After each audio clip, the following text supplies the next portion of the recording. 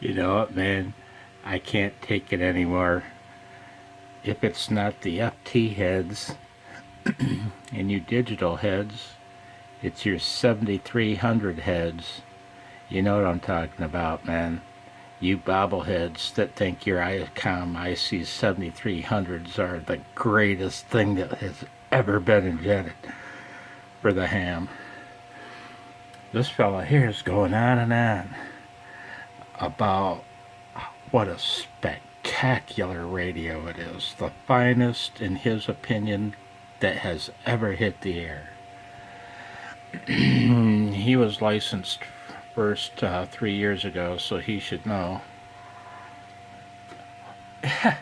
You know what, man? If you guys love video entertainment so much, and you really get off on your screen of your 7300 that much, go shut it off. Go watch TV or YouTube. Honestly, you'll have more fun with your computer and YouTube than your ICOM. Freaking drones, man. We're fucking drones. You know what, man? I thought I'd better turn the fan off here and explain my attitude. Here's my attitude. Your ICOM IC 7300 is a fine receiver. Don't get me wrong. Does it equal that? Not in a million years. Is it a good rig? Hell yeah, it's a great rig. Especially if you put it in your car where it belongs. And it's fine on the desktop.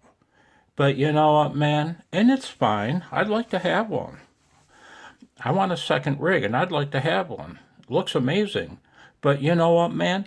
Don't tell me, like my man here, don't tell me that the only reason that it's number 15 on God Rob Sherwood's list of receivers is because of political pressure. Are you really, man? Really? And it only made number 15 on the Sherwood list of top receivers? Snicker, snicker. Why does everybody think they're. By the way, man, do you have any idea? You like my shaky video? Whatever.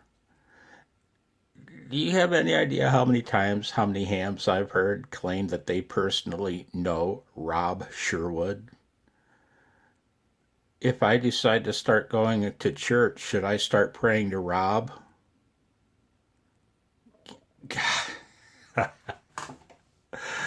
Oh my God.